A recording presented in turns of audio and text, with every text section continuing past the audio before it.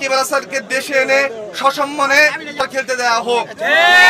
যদি তা বিসিবি ব্যর্থ হয়, আমরা বিসিবির প্রধানের পদত্যাগ দাবি করছি। বাংলাদেশের ক্রিকেট ইতিহাসের সেরা তারকা সাকিব আল হাসান শেষমেশ চিটাগং কিংসের হয়ে খেলতে পারবেন কিনা তা নিয়ে ধোঁয়াশা কাটেনি। চ্যাম্পিয়ন্স ট্রফির মূল একাদশে জায়গা হারাচ্ছেন লিটন। ওপেনিং থেকে শুরু করে ফিনিশিং রোল কে কোথায় খেলবে তা এক প্রকার নিশ্চিত, তবে কোথাও জায়গা হচ্ছে না লিটন দাসের।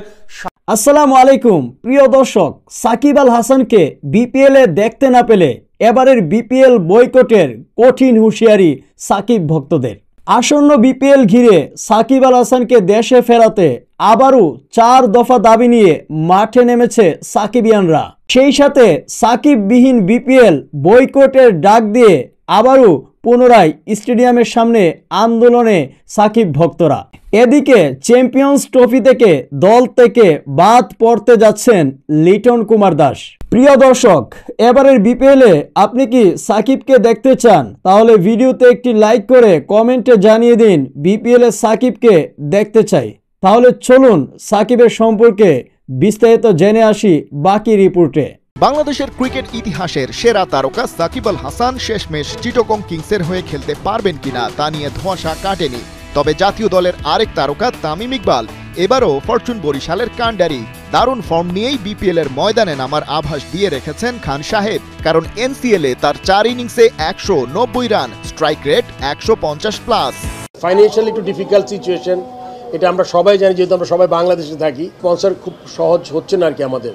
এটা আমাদের বোর্ড লেভেল হোক বা বিপিএল এর টিমগুলোর জন্য হোক, এগুলো সব বিবেচনায় এনে আমরা এবার একটু সহজ করার চেষ্টা করেছি সব জিনিস, সব দিক থেকে। Quote unquote BCB boss Faruque Ahmed loud and clearly বলেছেন, দেশের আর্থিক অবস্থা আপ টু দ্য মার্ক নয়। বিপিএল এর মতো একটা সুপার এক্সপেন্সিভ আয়োজন করতে যে স্পন্সর মানি দরকার তা জোগাড় করতে হিমশিম খাচ্ছে বোর্ড। এক রাহাত ফতে আলী খান এবং তার দলের পেমেন্টটি ছিল প্রায় 3,40,00,000 টাকা।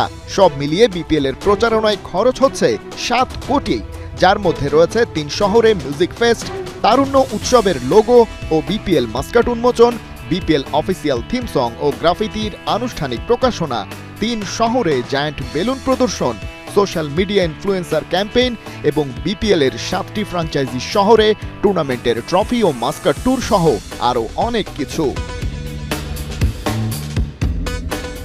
তবে আয়োজকদের আরও দুটো বড় কাজ বাকি, মানসম্মত উইকেট নিশ্চিত করা এবং ব্রডকাস্ট কোয়ালিটিতে আপডেটেড হওয়া। বিসিবি সেসব নিশ্চিত করতে সুপার সিরিয়াস, এমনটাই কথা দিয়েছে। কিন্তু যার জন্য এত আয়োজন, সেই ক্রিকেট গ্যালারি আর রিমোট স্ক্রিনে দর্শক টানতে পারবে কিনা তা মূলত নির্ভর করছে 22 গজে খেলোয়াড়রা কেমন আলো ছড়াতে পারে তার উপর। 7 ফ্র্যাঞ্চাইজির জার্সিতে খেলা ফরেন রিক্রুট সুপারস্টাররা তো থাকবেনই, তবে দেশের ক্রিকেট ভক্তরা পাখির চোখ করে আছেন দেশি ক্রিকেটারদের ওপর। বাংলাদেশের ক্রিকেট ইতিহাসের সেরা তারকা সাকিব আল হাসান শেষমেশ চিটাগং কিংসের হয়ে খেলতে পারবেন কিনা তা নিয়ে ধোঁয়াশা কাটেনি। তবে জাতীয় দলের আরেক তারকা তামিম ইকবাল এবারও ফরচুন বরিশালের কাণ্ডারি। দারুণ ফর্ম নিয়েই বিপিএল এর ময়দানে নামার আভাস দিয়ে রেখেছেন খান সাহেব, কারণ এনসিএল এ তার 4 ইনিংসে 190 রান, স্ট্রাইক রেট 150+।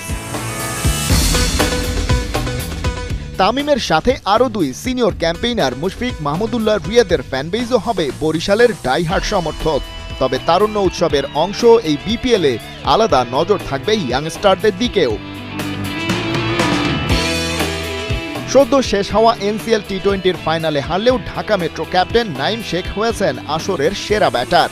10 ইনিংসে 316 রান, স্ট্রাইক রেটও 135+। তার নিচেই আছেন আন্ডার-19 সেন্সেশন জিসান আলম। সম্ভাবনায় ভরপুর এই তরুণ 7 ইনিংসে করেছেন 281। 40+ গড়ের এই ব্যাটার স্ট্রাইক রেটে ছুঁয়ে ফেলেছেন প্রায় 160। রংপুর রাইডার্সের নিয়মিত অধিনায়ক নুরুল হাসান সোহানও আছেন রানের হিসেবে লিডার বোর্ডের সেরা 3-এ। এনসিএল টি20-তে বল হাতে আলো কেড়েছেন আলাউদ্দিন বাবু, রকিবুল হাসান আর আলিসাল ইসলামের মতো বোলাররা। টিম কম্বিনেশন আর সাম্প্রতিক ফর্মের কাছে হার মানতে হলো লিটন কুমার দাসকে।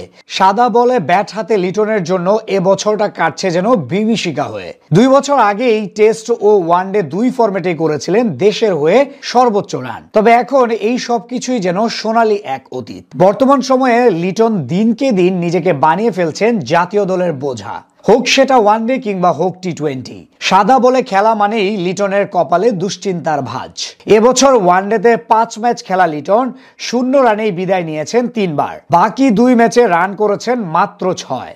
এমন পরিস্থিতিতে চ্যাম্পিয়ন্স ট্রফির দলে লিটনের না থাকাটা এক প্রকার নিশ্চিত। তবে লিটন না থাকলেও নিজেদের পারফরমেন্সে ঠিকই দলে জায়গা পাকাপোক্ত করে নিয়েছে সব তারকারা। চলুন তবে কারা থাকছে মূল একাদশে সেটাই আলোচনা করা যাক। নিজের খেলার ধরনে টাইগার ক্রিকেটে ওপেনিংয়ে রান করার জুজুটা কাটিয়েছেন তামিম। বল হাতে যেই থাকুক না কেন তামিম আগ্রাসন ছাড়া যেন কিছুই বোঝে না। ওপেনিংয়ে তামিমের সঙ্গী হতে পারেন সৌম্য সরকার। গ্লোবাল সুপার লিগ টি20 থেকে আন্তর্জাতিক ক্রিকেট সব জায়গায় জয় জয়কার সৌম্য সরকারেরও। এই দুজনকে দিয়েই ওপেনিংয়ে দায়িত্বটা সামলাবে টাইগার ম্যানেজমেন্ট। 3 নম্বর পজিশনে খেলেন নিয়মিত অধিনায়ক নাজমুল হোসেন শান্ত, তবে ইনজুরির কারণে দল থেকে বাইরে আছেন শান্ত। চ্যাম্পিয়ন্স ট্রফির আগে যদি পুরোপুরি ফিট হয়ে যান বাংলার নিয়মিত এই অধিনায়ক, তাহলে তার জন্যই বরাদ্দ থাকবে দলের 3 নম্বর পজিশন। 4 নম্বরে তাওহিদ হৃদয় খেলে থাকলেও তিনিও আছেন ইনজুরিতে। তবে ব্যাট হাতে হৃদয়ের অবস্থাটাও খুব একটা ভালো না। উল্টো এই পজিশনে ব্যাট করার সুযোগ পেয়ে নিজেকে মেলে ধরেছেন মিরাজ। তাই দলের প্রয়োজনে মিরাজ খেলতে পারেন এই পজিশনে। স্ট্যান্ড বাই হিসেবে থাকার সম্ভাবনা রয়েছে তাওহিদ হৃদয়ের। 5, 6, 7 নাম্বার পজিশনটা যথাক্রমে নিজেদের করে নিয়েছে মুশফিকুর রহিম, মাহমুদুল্লাহ রিয়াদ ও জাকের আলী অনিক। মুশফিক ও রিয়াদের জন্য এটাই শেষ চ্যাম্পিয়ন্স ট্রফি। দুজনের অভিজ্ঞতাটা কাজে লাগাতে চাইবে বাংলাদেশ দল। তাই এই 2 ক্রিকেটারকে একাদশে না রাখার কোনো প্রশ্নই আসে না। 7 নম্বর পজিশনে জাকের এখন রিয়াদের পরে বাংলার সেরা ফিনিশার, তাই তারও খেলাটা নিশ্চিত। 7 ব্যাটারের এই দলে লিটনের জায়গাটা আসলে এখন আর হওয়া সম্ভব না। তার উপর আবার টপ অর্ডারে লিটনের ব্যাট হাসছে না। টেস্টের মতো নিচের দিকে ব্যাটিং করার কথা চিন্তা। সম্মানিত দর্শক, আমি আশা করছি আপনারা সম্পূর্ণ ভিডিওটি খুবই মনোযোগ সহকারে দেখেছেন। সম্পূর্ণ ভিডিওটি দেখার পর অবশ্যই কমেন্টে আপনার মূল্যবান মতামত জানিয়ে দিবেন আমাদেরকে। প্রিয় দর্শক, আসন্ন বিপিএল ঘিরে সাকিব এবং মাশরাফি রাজনৈতিক কারণে তাদের দুজনকে বিপিএলে খেলা হচ্ছে না। অর্থাৎ এবারে বিপিএল থেকে সাকিব এবং মাশরাফি ছিটকে গেছেন, যার কারণে অনেকটাই ক্ষুব্ধ হয়েছেন সাকিব এবং মাশরাফি ভক্তরা। তারা সাকিব এবং মাশরাফিকে এবারের বিপিএলে দেখতে চায়। তো প্রিয় দর্শক, আপনি কি এবারের বিপিএলে সাকিব এবং মাশরাফিকে দেখতে চান বা চান কিনা অবশ্যই কমেন্টে জানিয়ে দিবেন আপনার মন্তব্য। আজকের ভিডিওটি এ পর্যন্তই। কথা হবে আগামী ভিডিওতে। এতক্ষণ আমাদের সাথে থাকার জন্য আপনাদের সকলকে অসংখ্য ধন্যবাদ।